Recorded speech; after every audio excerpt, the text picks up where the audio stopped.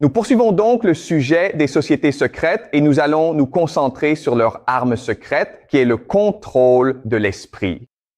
Ils sont capables de vous transformer en un robot programmable qu'ils utilisent comme une arme. Mais avant de commencer cela, revenons sur ce que nous avons abordé lors du dernier cours. Il s'agit d'un cours d'idées et de concepts.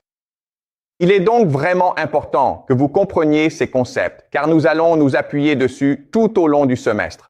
Lors du dernier cours, nous avons discuté de la transformation de la vision religieuse du monde au cours de l'histoire occidentale. Au début, il y avait la déesse mère, puis une transition vers le polythéisme, puis le monothéisme. Et pendant cette transition, la façon dont notre esprit perçoit le monde a radicalement changé sur trois aspects. Le premier, c'est qu'avant, nous comprenions que l'esprit précédait la matière. Donc, l'univers n'est qu'un immense esprit qui vibre. Et l'intersection de ces vibrations crée des atomes. Ensuite, cela mène à la matière, d'accord? Mais aujourd'hui, en cours de sciences, on vous enseigne que c'est l'inverse. C'est le cerveau qui crée l'esprit. Et comme vous le découvrirez tout au long du semestre, cette conception selon laquelle le cerveau crée l'esprit est très problématique. Nous en discuterons donc tout au long du semestre. La deuxième grande différence, c'est qu'avant, nous comprenions le monde de façon métaphorique. Nous voyions donc que le monde était contrôlé par ces forces que nous ne pouvions ni voir ni ressentir, mais qui étaient là. Nous leur avons donné des noms, les dieux. Maintenant, tout est littéral. En cours de sciences, on vous enseigne que si vous ne le voyez pas, cela n'existe pas. Si vous ne pouvez pas le mesurer, cela n'existe pas. La troisième grande différence, c'est qu'avant, nous étions intuitifs. Nous faisions confiance à notre cœur. Nous faisions confiance à nos yeux. Mais aujourd'hui, en cours de science, on vous enseigne à ne pas faire confiance à vos yeux. On vous apprend à faire confiance aux données, aux outils, à la théorie. Donc aujourd'hui, c'est contre-intuitif. Et c'est pour cela que l'école est si difficile. Nous, les humains, sommes des machines à apprendre. C'est ce pourquoi nous sommes faits. Apprendre, absorber, nous adapter. Mais l'école est difficile parce qu'on vous enseigne des idées qui vont à l'encontre de votre propre intuition. Voici donc les principaux concepts que nous apprenons. Dernier cours. Maintenant, je veux parler du contrôle de l'esprit. Alors, revenons aux 4 premières civilisations. Ce sont des sociétés de masse. Donc, ces 4 sociétés qui sont apparues en premier sont la Chine, la civilisation de la vallée de l'Indus, la civilisation arapéenne, qui est aujourd'hui le nord de l'Inde, la Mésopotamie, qui correspond aujourd'hui à l'Irak, et bien sûr, la dernière, l'Égypte. Et bien sûr, l'Égypte a été pendant des milliers d'années la plus puissante, la plus riche, la plus influente. Maintenant, quand on a une société de masse, le plus grand problème, c'est le contrôle social. Comment contrôler la population? Comment faire en sorte que tout le monde s'entende? Et dans chaque société, il existe différentes solutions. Donc, en Chine, nous avons développé une bureaucratie. Et ce qui sous-tendait la bureaucratie, bien sûr, c'est quelque chose appelé le Keizhué, qui est l'examen du service civil. Ainsi, toute l'attention et toute l'énergie de chacun était concentrée sur le fait de faire réussir leur enfant au Keizhué pour qu'il devienne fonctionnaire. Et c'est cela qui a donné à la Chine sa stabilité sociale. Et devinez quoi, les amis? C'est toujours en place aujourd'hui. Aujourd'hui, on l'appelle le Gaokao, mais c'est le même système. Il n'y a absolument aucune différence. La CIV, la civilisation indienne, a créé la religion. Et ce qui est remarquable avec cette religion, c'est qu'elle prônait l'égalitarisme, l'égalité ainsi que la paix. Et cette religion devient le prototype du bouddhisme d'aujourd'hui. Donc la religion était un proto-bouddhisme et pendant très longtemps, la CIV a été pacifique et égalitaire. C'était une société très prospère. En Mésopotamie, la solution était la guerre. La différence entre la Mésopotamie et d'autres endroits, c'est qu'il n'y a pas de défense naturelle. En Chine, nous avons des montagnes, des déserts, des mers pour protéger la Chine. Mais en Mésopotamie, c'est un désert, donc il est vraiment facile d'attaquer. Et donc, ils ont connu des siècles de guerre. Et c'est ce qui a maintenu la société unie, parce qu'ils étaient toujours en guerre les uns contre les autres. Et pour l'Égypte, la solution était le pharaon, n'est-ce pas? Donc, l'Égypte est unique en ce sens qu'ils croyaient que leur pharaon était Dieu. Par conséquent, tout le monde devait obéir à leur Dieu. Le problème, cependant, c'est que le pharaon n'était pas Dieu. Et en tant qu'humain à la tête d'un empire, sa vie était toujours en danger. D'accord, maintenant je vais vous poser une question. Qu'est-ce qu'il faut pour être un grand leader? À l'école, on vous enseigne quelles compétences il faut pour être un grand leader? Criez simplement les réponses. Des compétences en leadership. Quelles sont-elles? Quelles sont-elles? La responsabilité, n'est-ce pas? Et quoi d'autre? La sagesse. L'ouverture d'esprit. L'empathie. Pardon? Le regret? Le respect. Oui. Quoi d'autre? La connaissance, n'est-ce pas? C'est ce qu'on vous enseigne à l'école et on pourrait continuer longtemps. Il y a des centaines de compétences nécessaires pour être un grand leader. Devinez quoi, les gars? Faux. Pour être un grand leader dans le monde, dans l'histoire, il vous faut 3 compétences. Et si vous analysez simplement à quoi ressemblent les leaders d'aujourd'hui, cela vous paraîtra logique. Donc, Poutine, Trump, tous les leaders du monde partagent ces 3 compétences. La première, c'est l'imprévisibilité. Les gens ne peuvent pas prédire comment vous allez vous comporter. Vous êtes un mystère pour les gens. C'est la première compétence. La deuxième compétence, c'est une grande tolérance au stress. Donc, Donald Trump est probablement l'homme le plus détesté d'Amérique. Devinez quoi, les gars? Il va se coucher et dort comme un bébé. Il s'en fiche. Il se lève et il tweet, il fait des discours, il parle aux journalistes. C'est l'homme le plus heureux du monde. Il s'en fiche. Et donc, la dernière compétence, c'est l'absence d'empathie. Il ne se soucie pas de ce qui arrive aux autres. Tout ce qui l'intéresse, c'est lui-même. Et devinez quoi, les gars? Pour réussir dans la vie, il vous faut ces 3 compétences. L'imprévisibilité. Personne ne sait comment vous pensez. Personne ne sait comment tu te comportes. Haute tolérance au stress. Ça ne vous intéresse pas. Manque d'empathie. Tu es très égoïste. Et voici les 3 compétences dont les leaders ont besoin pour réussir. Mais vous savez quoi? Un seul mot suffit pour décrire ces 3 compétences. Le mot que nous pouvons utiliser est merci. Dissociation. La dissociation signifie simplement que votre esprit fait partie de votre corps.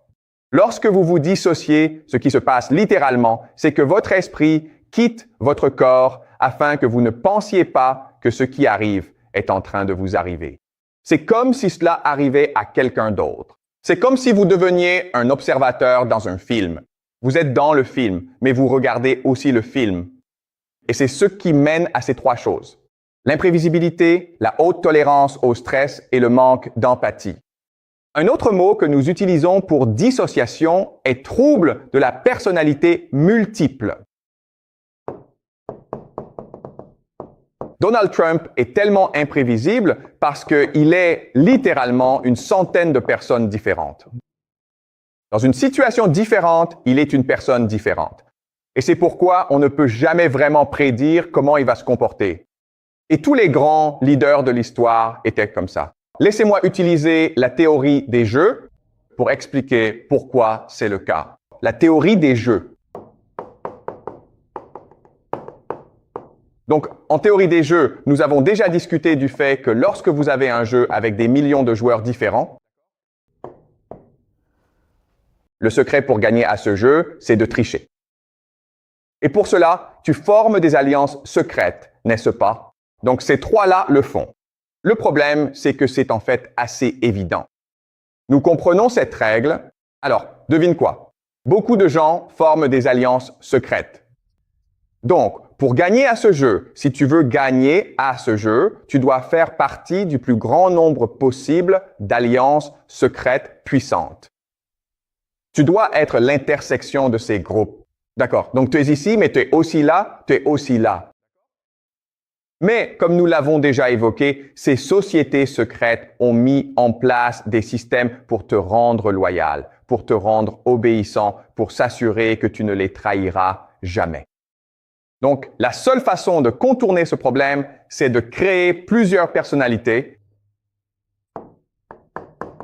n'est-ce pas? Parce que littéralement, tu es une personne différente selon les circonstances. Et donc, ils ne peuvent jamais vraiment savoir ce que tu penses. Les espions possèdent cette compétence. Lorsqu'on recrute des espions, la seule compétence recherchée est la dissociation. Est-ce que cette personne est capable de se dissocier rapidement de qui elle est? Un manque d'empathie, en gros. Ce sont tous des psychopathes, en fait. Dans la vraie vie, dans un jeu, c'est la personne qui a le plus de personnalités multiples qui l'emporte.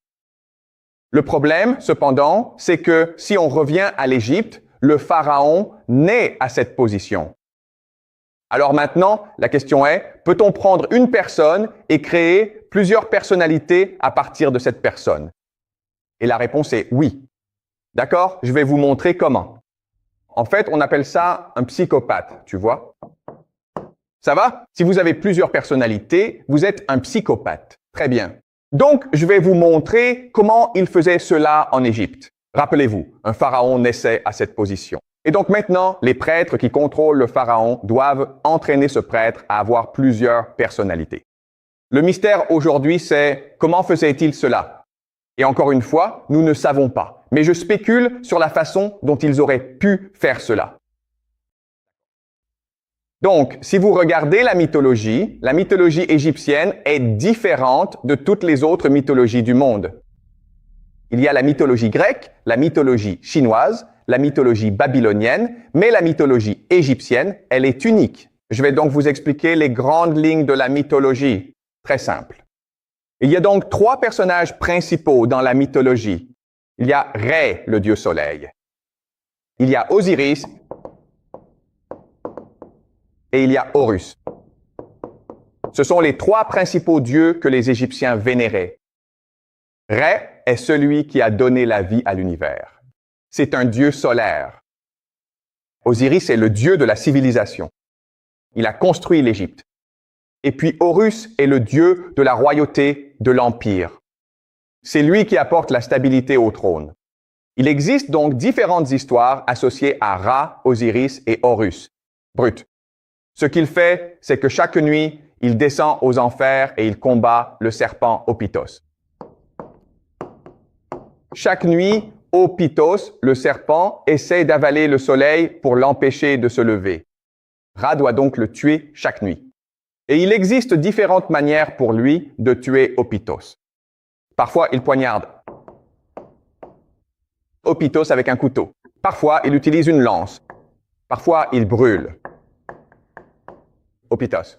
Parfois, il étrangle Opitos. Mais il y a différentes façons dont il tue Opitos.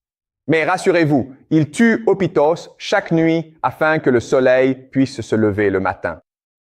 Si un jour Ra ne vainc pas Opitos, eh bien, il y a une éclipse solaire, le soleil ne peut pas se lever. Mais rassurez-vous, Ra finira par le vaincre. Finalement, Ra donne naissance à Osiris. Maintenant, Osiris est un grand pharaon. Mais son frère Seth, ça se prononce Seth, mais ça s'écrit Seth. Il est jaloux. Il veut le trône. Alors il trompe Osiris. Un jour, il dit à Osiris, « Regarde, j'ai construit un tombeau, et ce tombeau est vraiment confortable. » Et donc Osiris dit, « Oh, laisse-moi essayer. » Alors Osiris saute dans le tombeau et il dit, « Waouh, c'est vraiment confortable. » Et bien sûr, Seth referme alors le tombeau et ensuite il jette le tombeau au loin. Maintenant, la bonne nouvelle, c'est qu'Osiris a une femme intelligente. Lui, il est plutôt bête, mais Isis est très intelligente. Donc Isis est maintenant à la recherche d'Osiris. Et Seth se dit, « Oh, je ne peux pas permettre à Isis de retrouver Osiris. » Alors Seth découpe Osiris en 1 million de morceaux. Donc le tombeau, puis il découpe Osiris et jette les morceaux d'Osiris partout dans le monde. Mais Isis est déterminée. Alors Isis parcourt le monde, retrouve tous les morceaux et le reconstitue. Mais elle sait qu'à terme, Seth les retrouvera à nouveau. Alors elle couche avec lui très rapidement, ce qui donne naissance à Horus. Et Horus veut récupérer le trône. Alors il part en guerre contre Seth. Et ils font face à une série de défis. Et parmi ces défis figure la noyade.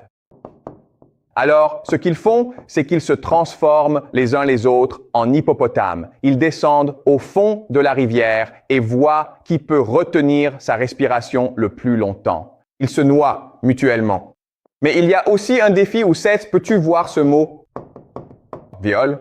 Il fera ça à Horus parce que c'est un signe de domination. Mais finalement, Horus l'emporte et il devient le pharaon. Donc, c'est la structure principale de la mythologie égyptienne. Et comme vous pouvez le voir, c'est vraiment étrange. Et ça n'a pas vraiment de sens en tant qu'histoire. Ce n'est pas une super histoire. Mais si vous ne la voyez pas comme une histoire, mais comme un scénario, ça a beaucoup plus de sens, non? Ce n'est pas quelque chose à croire. C'est quelque chose à jouer, à mettre en scène. Pourquoi? Parce que dans la religion égyptienne, dans la religion, le pharaon est littéralement la réincarnation de Rê, Osiris et Horus. Et quand vous mettez ces choses en scène, vous devenez les dieux parce que vous avez leurs souvenirs. Alors, comment? Laissez-moi vous expliquer cela. Je sais que vous êtes un peu confus par rapport à cela, mais laissez-moi expliquer. Revenons donc à Kant.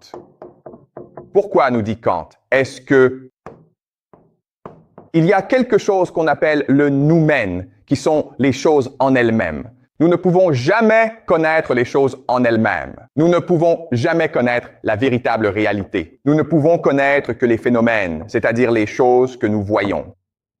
En d'autres termes, nous ne pouvons pas différencier ce qui est vrai de ce qui est faux. Donc, si vous êtes capable de contrôler notre expérience, vous êtes capable de contrôler nos souvenirs. Laissez-moi donc vous donner un autre exemple de cela.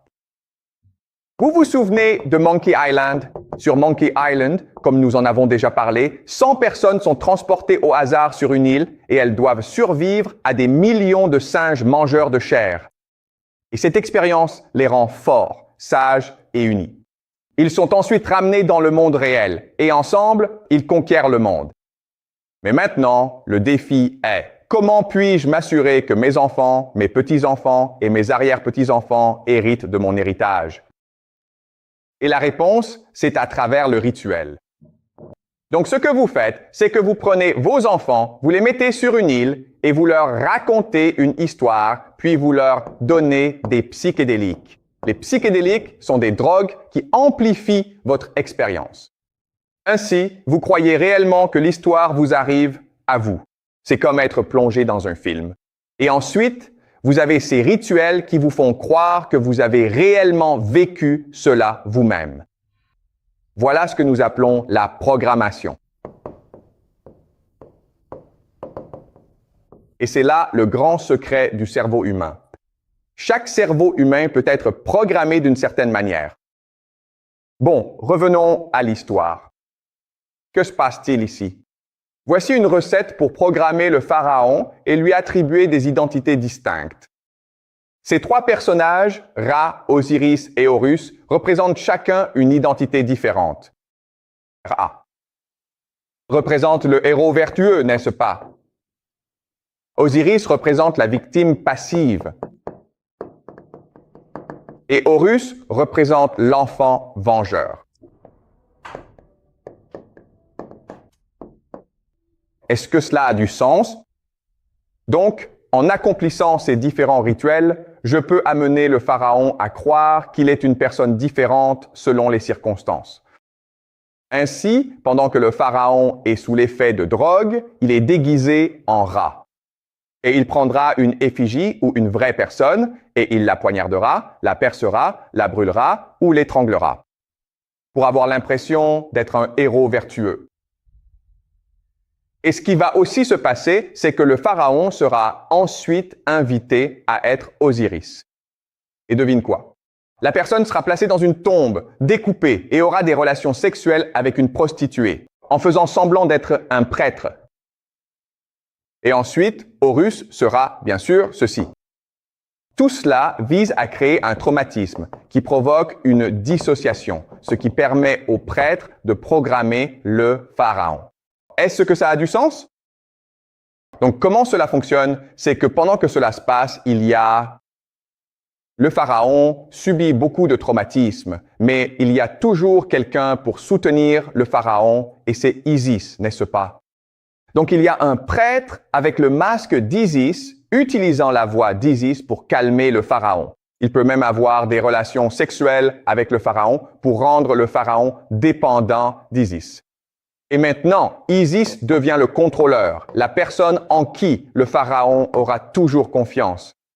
Ainsi, si le prêtre veut donner un ordre au pharaon, tard dans la nuit, pendant que le pharaon dort ou est sous l'emprise de drogue, les membres de l'EI, masqués, peuvent entrer et lui murmurer ce qu'il doit faire. Et dans ce système, le prêtre dispose de différentes manières d'activer les différentes identités. Mais le principal mécanisme, c'est l'odorat, odeur.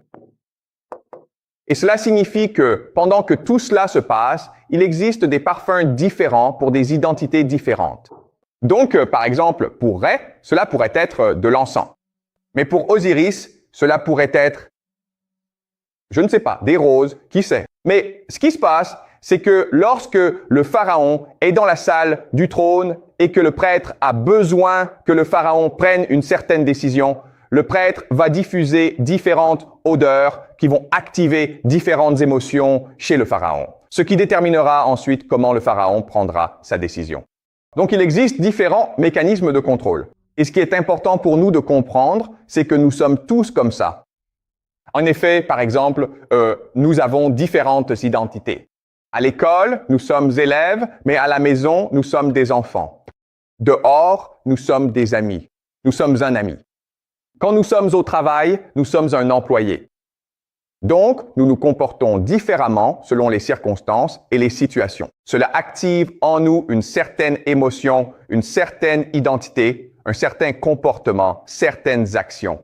Donc, nous sommes tous programmables, mais la férule doit être programmée dans une certaine mesure. Donc, pour mieux comprendre cela, laissez-moi vous donner un exemple. Disons simplement que vous êtes le meilleur joueur de football, le meilleur joueur de soccer du monde entier. Personne ne peut vous battre. Vous êtes en gros Messi. Mais un jour, par exemple, pour une raison quelconque, vous vous réveillez et vous perdez toute votre mémoire. Vous oubliez comment vous vous appelez, vous oubliez qui sont vos amis. Vous oubliez même que vous jouez au football, et ce qui est aussi très étrange, c'est que le monde entier oublie que vous jouez au football. Donc, vous errez simplement sans avoir la moindre idée de qui vous êtes. Faites ça pendant 10 ans. Un jour, par hasard, vous êtes sur un terrain, on vous lance un ballon et vous le renvoyez. Seriez-vous encore le meilleur joueur au monde? La réponse est oui, n'est-ce pas? Pourquoi? Parce que vous avez été entraîné. C'est la mémoire musculaire. C'est dans votre subconscient. C'est ça, l'astuce ici. L'astuce, c'est de vous entraîner d'une certaine manière pour faire de vous un robot. Est-il possible pour moi de transformer quelqu'un en tueur? Oui, parce que ce que je fais, c'est que je fais prendre beaucoup de psychédéliques à cette personne, puis je l'entraîne à tirer sur quelqu'un avec une arme à feu. Et puis, pendant qu'il tire sur cette personne, j'utilise le mot Akoth Kadabra. Donc, ce qui se passe, c'est que la personne, si elle marche avec une arme, tout ce qu'elle fait, c'est utiliser le mot Akoth Kadabra. Elle prend l'arme et tire sur quelqu'un. Donc, pour la programmation, je peux transformer n'importe qui en robot, je peux transformer n'importe qui en robot sexuel, en robot tueur, voire en robot tueur sexuel. Je peux faire tout ça. Et c'est ce grand secret ici. Très bien, donc, il y a 5000 ans en Égypte, ils faisaient ça. Mais encore une fois, ce qui est vraiment important, c'est que tout cela n'est que spéculation. Et il est vraiment important que vous doutiez de moi et que vous me questionniez. Parce qu'en réalité, nous ne savons pas si cela s'est produit. Tous les documents ont été perdus pour nous. Et évidemment, cela aurait été le plus grand secret d'État de l'Égypte. Mais de mon point de vue, cela a du sens parce que le pharaon doit être comme ça pour survivre, non? Parce que le pharaon a des frères qui veulent son trône. S'il est un type sympa, devine quoi? Il est mort, non? Donc c'est vrai pour toute personne au pouvoir. Si tu es une personne gentille qui a de la compassion pour les pauvres, tu es mort. Donc, il faut avoir certaines caractéristiques pour être un grand leader. Et la principale caractéristique est la dissociation. Donc, le pharaon, donc les prêtres, protègent en fait le pharaon. Est-ce que ça a du sens? Très bien. Et alors, je sais que c'est difficile, mais j'ai besoin que vous vous souveniez de l'histoire de la mythologie égyptienne parce qu'on va l'utiliser encore et encore.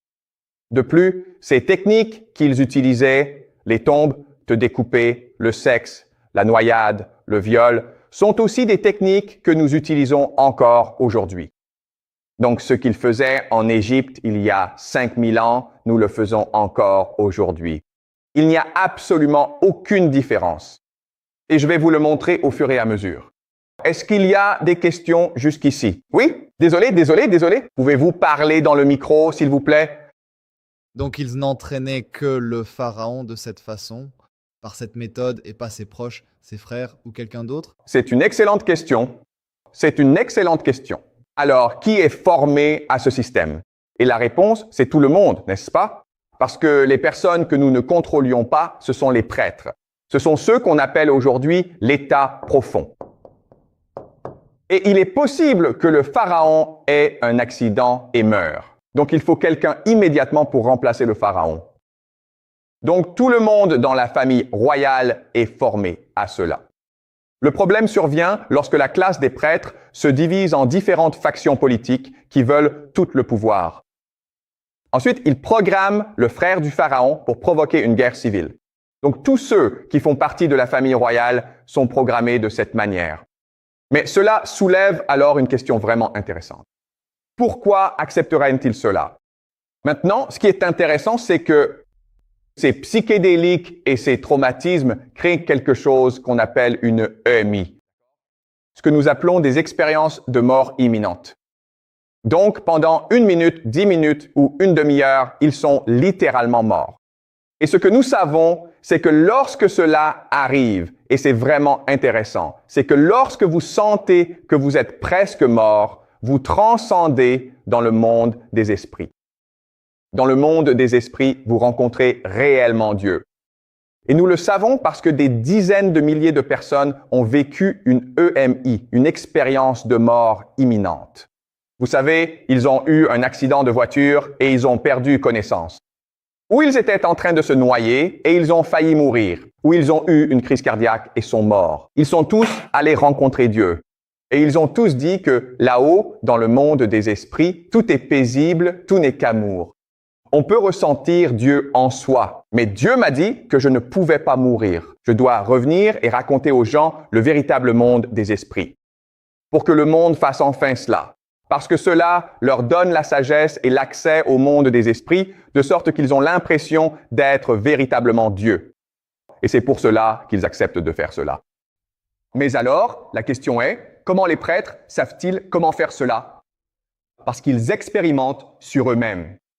Parce qu'ils sont prêtres et qu'ils veulent eux-mêmes accéder au monde des esprits. Et ils reconnaissent que les expériences de mort imminente et les psychédéliques sont les deux meilleures façons d'entrer dans ce monde. Alors, ils se noient, ils se mutilent, ils se privent de nourriture. Il existe de nombreuses façons de provoquer des expériences de mort imminente, mais c'est comme ça qu'ils connaissent les secrets. Et ce qui est incroyable, c'est que nous n'avons pas fait mieux que les Égyptiens aujourd'hui. Avec toute la technologie moderne, toute la médecine moderne, la science, nous faisons juste ce qu'ils faisaient. Est-ce que ça a du sens, les gars? D'autres questions avant que je continue? Il n'y a pas de différence entre le paradis et l'enfer. Pardon, excusez-moi. Il n'y a pas de différence entre le paradis et l'enfer parce que, je veux dire, techniquement parlant, si tu fais de mauvaises choses, tu n'iras jamais au paradis. Mais ensuite, avec l'expérience en DE, tu rencontres quand même le monde spirituel et il n'y a pas de différence. Bonne question. C'est quoi le paradis et l'enfer? Pourquoi faire le mal? Pourquoi faire le bien? Peu importe. Voici ce que disent ceux ayant vécu une EMI. En rejoignant le monde des esprits, la première étape est ce qu'on appelle la revue de vie. La revue de vie, elle permet de revoir exactement tout ce que tu as fait de ton existence. Pour les méchants, c'est l'enfer. Comme tu peux ressentir la douleur pour la première fois, n'est-ce pas? Dissocier évite la douleur, mais tu te voiles la face. Chez les esprits, tu verras exactement ce que tu as fait aux autres. Tu dois ressentir leur douleur. Voilà, c'est ça l'enfer. Et le paradis, c'est que tu peux voir le bien que tu as fait. Donc ce qu'ils disent, c'est que lorsque tu fais le mal, tu crées de l'énergie négative. Et quand tu fais le bien, tu crées de l'énergie positive. Et tu ne peux pas voir ça dans ce monde. Mais dans le monde des esprits, tu peux enfin voir par toi-même combien de mal tu as fait et combien de bien tu as accompli. Voilà, et c'est ça le paradis et l'enfer, d'accord? Et je veux dire, je ne veux pas trop m'étendre là-dessus. Mais une autre théorie, c'est que quand tu meurs, la seule chose qui reste en toi, c'est l'amour. L'amour est donc bel et bien une force physique. Et plus vous avez d'amour, plus vous pouvez vous élever dans le monde spirituel. Et moins on a d'amour, plus on est bloqué et plus on doit recommencer. Alors, soyez une personne agréable. Excellente question. C'est donc clair pour nous? Nous aborderons plus en détail les expériences de mort imminente ultérieurement dans le monde des esprits. Mais je veux que vous compreniez qu'il y a 5000 ans, en Égypte, ils ont découvert comment programmer le pharaon pour en faire un robot qu'il pouvait contrôler. Et nous utilisons encore aujourd'hui les mêmes techniques. Des questions avant que je continue? Très bien, passons au PPT. Alors, comme vous pouvez le voir, en Égypte, ce sont les prêtres qui détiennent réellement le pouvoir. Les pharaons ne sont que des marionnettes. Et c'est logique, non? Parce qu'une seule personne ne peut pas contrôler tout un empire. Ce sont les prêtres, les bureaucrates qui détiennent réellement le pouvoir. Donc nous avons parlé du trouble dissociatif de l'identité, n'est-ce pas? Et vous vous dites, waouh, c'est vraiment génial d'avoir tout ce pouvoir. Mais en réalité, la particularité du trouble dissociatif de la personnalité, c'est qu'on ne peut jamais ressentir le bonheur. En fait, on ne peut ressentir que de la misère. Donc la façon de réduire sa propre misère, c'est de rendre les autres encore plus misérables que soi.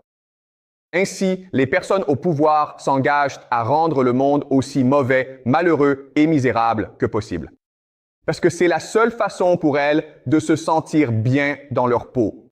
Voilà ce qu'est le trouble dissociatif de l'identité. Comme vous pouvez le voir, c'est vraiment grave. Vous avez une confusion identitaire, des souvenirs changeants, des flashbacks, des pensées intrusives. Voix intérieure. Ce n'est pas agréable de ressentir cela. Désolé. Que se passe-t-il ici? Je voudrais maintenant parler du 11 septembre et de la guerre contre le terrorisme. Voici Donald Rumsfeld. Et après le 11 septembre, l'Amérique a décidé qu'elle devait passer à l'offensive.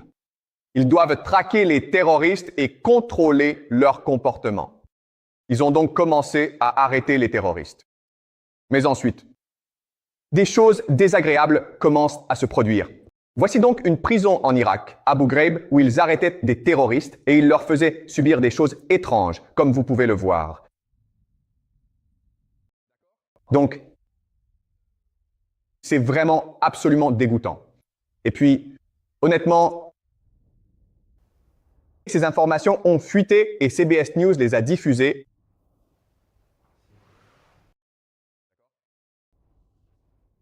Bon, c'est plutôt dégoûtant. La question qui se pose alors est « Pourquoi cela se produit-il » Et il existe différentes explications. L'armée dit que ce sont des soldats qui ont perdu la tête et sont devenus incontrôlables. Nous les avons donc arrêtés et punis. Mais ensuite, on a découvert qu'il y avait en réalité des psychologues responsables de ce programme. Voici donc 2 psychologues qui ont été poursuivis en justice par les victimes. Et pendant le procès, lors des témoignages, nous avons découvert qu'ils avaient été payés 80 millions de dollars par la CIA pour développer ce programme. Alors, que se passe-t-il ici? Ce n'est pas un événement aléatoire, c'était un plan du gouvernement de la CIA. Alors pourquoi cela se produit-il? Eh bien, ils appellent ça un interrogatoire renforcé. Ceci est un livre. The Dark Side de Jane Mirror, une journaliste fantastique. Je recommande vivement ce livre. Elle est journaliste au New Yorker et a passé des années à enquêter sur les raisons de ces actes de torture. Et ce qu'elle a soutenu, c'est qu'il s'agit d'une expérience visant à changer la mentalité de ces terroristes. Et la théorie s'appelle l'impuissance apprise. On peut en gros prendre quelqu'un comme Ré, le héros vertueux, et le transformer en Osiris grâce à certaines techniques. Souvenez-vous, Ré, l'identité, est le héros vertueux qui combat Apophis chaque jour. Osiris est une personne qui se fait torturer par Seth chaque jour. Donc, le but de cette expérience est de transformer Ré en Osiris. Et la personne qui a développé l'impuissance apprise est aussi celle qui a élaboré une nouvelle théorie appelée la psychologie positive. Il s'appelle Martin Seligman. Donc la psychologie positive que vous apprenez à l'école, c'est du lavage de cerveau. Très bien. Donc, c'est une théorie, et c'est une excellente théorie, et c'est ce que la plupart des gens croient. Le problème, cependant, c'est que ça ne fonctionne pas vraiment. Parce que, après que la CIA a commencé à torturer tous ses prisonniers, ils sont devenus Daesh, l'État islamique. Isis, c'est le nom de quoi? De la déesse égyptienne qui a sauvé Osiris, n'est-ce pas? Et qui a engendré Horus. Vous pensez que c'est une coïncidence? Peut-être pas. Peut-être pas. Donc Isis et cette secte fanatique de la mort, ce sont des terroristes qui parcourent le Moyen-Orient et tuent beaucoup de gens. Vous avez peut-être vu leurs vidéos où ils font des choses horribles, comme décapiter des gens. Donc ce que beaucoup de gens ont découvert, c'est qu'il existe en fait une connexion directe entre, désolé, Isis et cette torture. En fait, de nombreux universitaires, par exemple Jeremy Suri et Andrew Thompson, ont découvert cela. Beaucoup des combattants d'ISIS que les États-Unis combattent actuellement au Moyen-Orient ont approfondi leur extrémisme pendant leur séjour dans les prisons contrôlées par les États-Unis. Donc, c'est vraiment étrange. Les États-Unis pensaient qu'ils allaient utiliser la psychologie pour transformer Ra, le terroriste, en Osiris, le citoyen. Mais ils ont fini par faire l'inverse. Osiris est devenu Ra. À quel point étaient-ils stupides? Et ces types ont été payés 80 millions de dollars pour être stupides.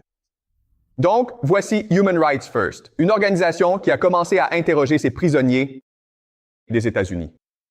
Et ce qu'ils ont découvert, ces prisonniers leur ont-ils dit, pardonnez-moi, ceci.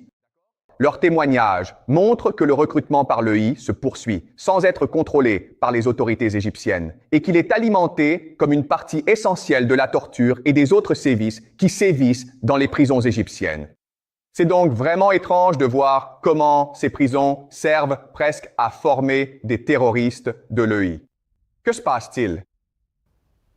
Bien. Revenons à la citation. Baie de Guantanamo. La réponse se trouve dans ces prisons et dans ce qui s'y passe. La plupart de ces prisonniers étaient tellement traumatisés qu'ils ont oublié ce qui s'était passé. Mais il y a un homme, Abu Zubini, qui se souvient de ce qui s'est passé. C'est un citoyen saoudien qui a été capturé et il nous a raconté ce qu'il lui faisait subir. Nous allons donc parcourir son histoire et vous me direz à quoi elle vous fait penser. Il le forçait essentiellement à manger. Ils le torturaient, l'étranglaient. Ensuite, ils l'ont mis dans un cercueil et l'ont noyé. Ensuite, ils ont utilisé une perceuse électrique pour lui faire ça. Ils l'ont en gros découpé. Vous vous souvenez de cette histoire? Ah, et aussi l'humiliation sexuelle, n'est-ce pas? Où ils ont fait venir une femme pour essayer de le séduire. Aussi, les gars, n'est-ce que pas? Vous voyez ça, les gars? Quelle est cette histoire? C'est quoi cette histoire, les gars? C'est quoi cette histoire? C'est une histoire d'Égypte.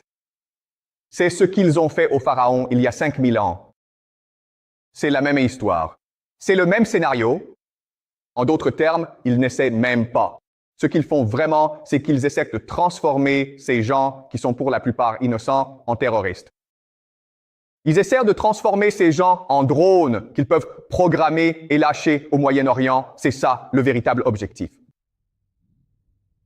Donc, ce n'est pas que l'expérience a échoué, elle a fonctionné. Daesh est une création américaine conçue pour provoquer un maximum de chaos au Moyen-Orient. Laissez-moi vous poser cette question. Si vous vouliez vraiment obtenir des informations de ces terroristes, quelle serait la meilleure façon de le faire? Payez-les. Soyez amis avec eux. Soyez gentils avec eux. Invitez-les à dîner. Nous avons de nombreuses preuves qui suggèrent que si vous êtes simplement gentil avec ces gens, ils vous diront tout ce qu'ils savent. Vous n'avez pas besoin de les torturer. Vous les torturez parce que vous essayez de les transformer en armes secrètes à lâcher dans le monde. Ça va? Alors, il y a 5000 ans, ils faisaient cela en tant que pharaon. Et maintenant, ils ont trouvé comment faire cela à n'importe qui en utilisant des drogues, la torture, des abus rituels. Donc tous ces combattants de l'État islamique, ce sont des robots contrôlés par l'armée américaine. Ce sont des drones humains utilisés. Pourquoi est-ce important? C'est important parce qu'il y a 5000 ans, essayer de contrôler les sauvages était avant tout une question de contrôle social. Donc, il existe un programme appelé MK-Ultra, lancé dans les années 1950 et 1960, dirigé par un chimiste nommé Sidney Gottlieb. Et le but de MK-Ultra était de découvrir comment laver le cerveau des gens. Et pendant très longtemps, cela a été considéré comme une théorie du complot. Mais il y a quelques années, la CIA, le gouvernement américain, a admis que nous l'avions réellement fait. Le gouvernement a admis que nous l'avions effectivement fait. Mais plus maintenant, d'accord? Nous l'avons fait avant, mais pas aujourd'hui. Pas aujourd'hui, d'accord? Donc, si vous êtes curieux, il y a beaucoup de documents, des documents gouvernementaux sur Internet que vous pouvez lire. Mais le MK-Ultra était un programme conçu pour tester les effets des drogues et du lavage de cerveau sur des citoyens américains innocents, en particulier des enfants.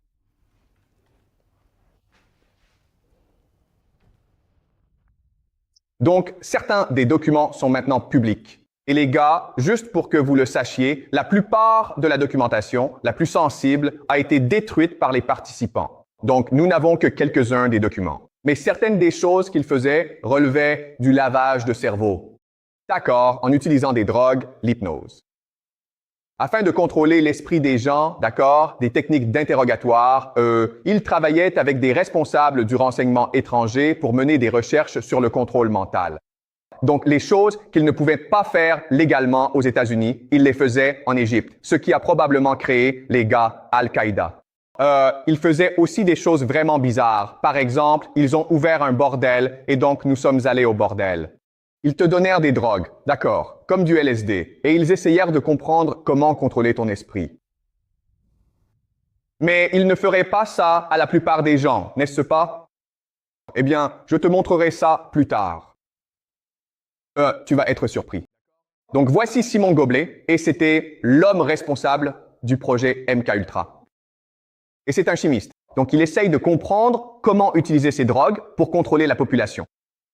Et tu te dis, bon, c'est vraiment bizarre. Et si tu parles à des experts, ils te diront que, eh bien, les résultats de MK-Ultra étaient catastrophiques. Mais alors, pose-toi cette question. Qu'est-ce que les réseaux sociaux? Si tu ne te sens pas bien et que tu vas chez le médecin et que le médecin te donne des médicaments, comment c'est-il? Est-ce que ces médicaments fonctionnent? Donc, MK-Ultra a bel et bien fonctionné, mais il cache l'efficacité réelle du programme. Et les résultats de MK-Ultra se sont répandus dans toute la société. Les gars, bonne nouvelle, vous êtes maintenant le pharaon. Chacun d'entre vous est désormais le pharaon. Félicitations. Il y a quelque chose de vraiment drôle à propos des psychologues, c'est ceci. Désolé, c'est juste que... Pourquoi est-ce que cela arrive?